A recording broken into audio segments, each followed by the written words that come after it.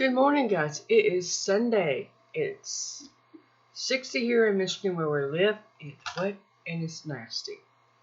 I hope wherever you are, it is beautiful and sunny and dry. We are like soggy toast. Alright, our headlines. I'm looking at RT. I'll give you a link as always. Saudi Arabia blames Iran for oil tanker attacks, but doesn't want regional war. But they're blaming Iran for an attack without any real evidence. I'm a little stumped here. And of course, Trump says Iran written all over it. Well, here's the thing. Iran has nothing to gain by doing this. As a matter of fact, they rescued some Russian nationals from that. Yeah, this is what we're not being told. Is actually Iran rescued some people off that tanker. And they're not hostages like Trump and his pack of boobs say. They are being treated and prepped to go home. And Putin even came out and thanked Iran for rescuing the nationals of his country. So, honestly, I don't think Iran has had anything to do with it. I can see where Israel would be involved. The Israeli government would be involved. What they have to gain in the end will be the only oil exporter in the world. That's what they're going for. That's what all this is really about. Them becoming the only oil producers and exporters anywhere. Now, I don't know if you share that thought, but that's my assessment, and I look forward to seeing what y'all have to say. Now, Ukraine, they are trying to apparently exterminate the Russian language from being spoken in their country. Let's talk about that for a minute. To exterminate a language that people have spoken for years in Ukraine would mean you'd have to exterminate the people that speak it. Now, a brief little history thing here. After Russia went communist, became the USSR, United Soviet Socialist Russia. Russia was the dominant language spoken everywhere. It didn't matter where you were, what you had previously spoken. You spoke Russian. That was it. Now, this new president of Ukraine wants to exterminate the Russian language. To do that, you'd have to kill the people that speak it, or send them back to Russia. Except one thing, is they've been Ukrainian citizens for over 20 years, because that's how long that system has been gone. You cannot expect to have an original language re-emerge overnight.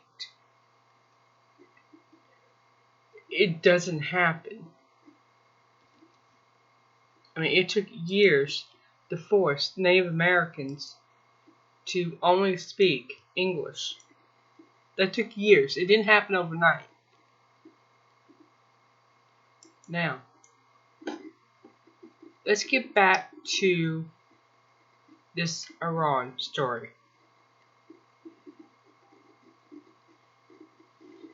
According to the UK Foreign Secretary, intel shows Iran almost certainly behind it. Almost certainly. Think about that. Almost certainly. In other words, they don't know their ass from a hole in the ground. They have no clue who actually did it.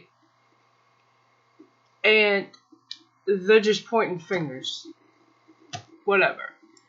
Anyway, let's move on. Massive power failure leaves 50 million people in Latin America without power. Without electricity. Okay. I found that interesting at first. Then I scrolled to the bottom of the story. And guess what's happening? Argentina is going to vote. At the same time that this power outage happens across Latin America. South America. Yeah, a little convenient to me. I don't know about you. This just screams Washington, D.C. all over it. Turkey's Erdogan says S-400's delivery starting in July. Okay. So he's going to start buying this S-400. Remember, right now, Turkey is a NATO ally, which all intents and purposes means they're not supposed to buy nothing like this from anybody who is not a NATO ally. Now, you've seen a Brit exit. Turkey's trying to do a NATO exit because it's gotten to be more of a pain in the butt than he's been getting back in return. I can understand why he wouldn't want to leave. Part of it is that when one NATO ally is attacked, everybody is supposed to come to the table and help that person, regardless of how insanely stupid they are or just completely off the point they are. They could be completely wrong and being dishonest, but every ally of NATO is obligated to assist them. It's foolish. Our founding fathers warned against doing this, and I agree with them. So, these are the headlines which I found rather interesting, especially the power outage in South America around the same time that Argentinians are voting. What could possibly go wrong there? I can think about a million things that could go wrong, to be honest with you. That's pretty much it. I look forward to reading your comments. I appreciate you taking your time to watch the video. Feel free to go and read these articles. I will always give you a link to the articles, okay? Because you can't make an informed opinion if you don't have material, which I'm looking at. And I always look at the history of this government as well, which basically is lying us into war so that our loved ones go and fight. No, Lenin was right. The working people should not be killing each other. If Netanyahu wants to fight with Iran, let him and the Omani go in the middle of the desert of Saudi. There's plenty of it. And let them fight. Leave everybody else alone. I will see you guys tomorrow.